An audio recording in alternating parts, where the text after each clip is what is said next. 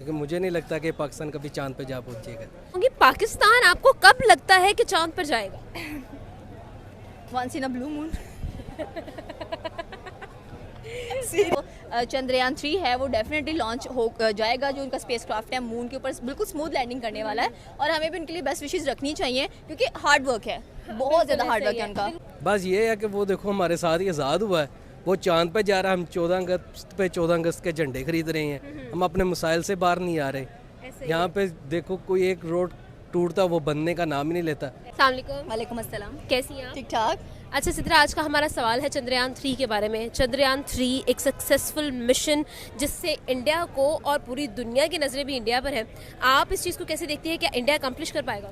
पहली बात तो ये कि इंडिया को हम कांग्रेस करना चाहते हैं कि उनका पहला जो चंद्रयान 2 था 2019 में उन्होंने लॉन्च किया था तो वो फेल हो गया, लेकिन इसके बावजूद भी उन्होंने हिम्मत नहीं हारी है एंड अगेन 2019 के बाद 2023 के अंदर वो लॉन्च करने जा रहे हैं चंद्रयान 3। तो ये बड़ी कामयाबी की बात है इंडिया के लिए कि उन्होंने एक बार फिर से हिम्मत जुटाई है। उन्होंने ये नहीं सोचा कि हम फेल हुए हैं, ट्राई किया है वंस अगेन। तो जाहिर सी बात है हमें भी खुशी होनी चाहिए और स्पेशली हमारे जो यूथ है उसको भी सीखना चाहिए कि इंडिया किस तरह से आगे प्रोग्रेस कर रहा है। और इंशाल्लाह जो चंद्रयान 3 है वो डेफिनेटली लॉन्च हो जाएगा। जो उनका स्पेस क्राफ्ट है मून के ऊपर बिल्कुल स्मूथ लैंडिंग करने वाला है और हमें भी उनके लिए बेस्ट विशेस रखनी चाहिए क्योंकि हार्ड वर्क है, बहुत ज़्यादा हार्ड वर्क है उनका। जैसे कि मैंने न्यूज़ में पढ़ा या आर्टिकल वगैरह इस पर पढ़ा है तो एक तो वो पाकिस्तान से ऑलरेडी बहुत ज़्यादा आगे हैं, ठीक है। First of all congratulation of India, वो जो है स्पेस पे जा रहे हैं और 4 कंट्री बन जाएंगे जैसे कि आपने पहले बोला है, चाइना, अमेरिका और third one and fourth one is India.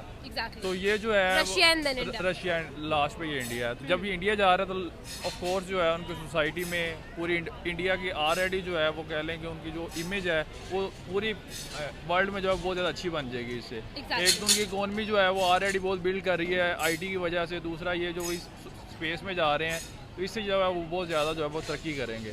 दुनिया के रिएक्शन बहुत ज़बरदस्त होने वाला है क्योंकि बीइंग एन एशियन, अगर एशियन के तौर पर देखा जाए तो इंडिया जाहिर सी बात है एशिया में आता है, हमारा नेबर कंट्री है एंड इंडिया ट्राई कर रहा है कि वो बिल्कुल स्मूथ लैंडिंग करें मून पर जाकर। अगर देखा जाए तो ये पहले 12 जुलाई को लॉन्च होने वाला था, लेकिन इसी डर की वजह से उन्होंने कहा कि कुछ टेक्निकल प्रॉब्लम्स हैं इस स्पेस क्राफ्ट के अंदर तो हमें इसको कुछ रीन्यू करना चाहिए, सब कुछ देख दाख के हमें इसे लैंडिंग करवानी चाहिए मून के ऊपर। तो उन्होंने सारा कुछ देखा है। अब फाइनली 14 को उन्होंने डेट फाइनल किया कि कल इंशाल्लाह 9 बजे तक जो चंद्रयान 3 है वो मून पर जाएगा और एक स्मूथ लैंडिंग करेगा। तो जाहिर सी बात है जब इंडिया इतना प्रोग्रेस करके आगे जाएगा तो यूएसए, रशिया और चाइना जो कि ऑलरेडी बहुत स्मूथ लैंडिंग्स कर चुके हैं उनको बीट करके चौथे नंबर पर जाने वाला है वो। तो जाहिर सी बात है चाइना ऑलरेडी कह लें कि इंडिया के खिलाफ ही नज़र आ रहा होता है हम लोगों को। रशिया बहुत अच्छे ताल्लुकात नज़र आते हैं उनके इंडिया के साथ, यूएसए के भी ताल्लुकात बहुत अच्छे नज़र आते हैं। तो आई थिंक सो कि ये एक बड़ी बिग बाइट मिलने वाली है इंडिया को एक बार फिर से अपने आप को ऊपर लेकर जाने के लिए। देखिए इसरो पहले भी नज़रों में है, ऐसा नहीं है कि वो नज़रों में नहीं है क्योंकि उसने बहुत सारे कह लें कि ऐसे स्पेस रॉकेट्स भी लॉन्च किए हैं जो कि सक्सेसफुली रीच किए हैं स्पेस के अंदर जाकर।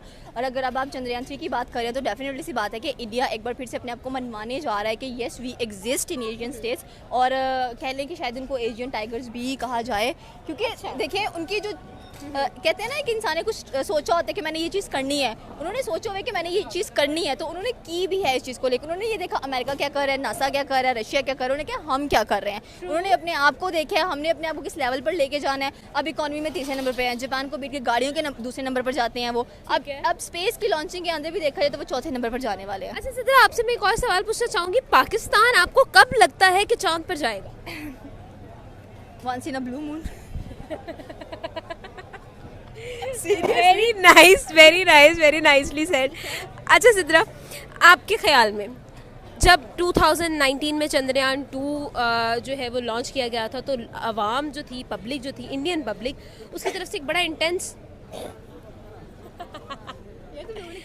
अच्छा आम जो पब्लिक थी उनकी तरफ से बड़ा इंटेंस रिएक्शन आया था कि आप लोग क्यों चांद पर जा रहे हैं, हालांकि आपके कंट्री के इतने इश्यूज हैं जो आप सॉल्व नहीं कर रहे हैं।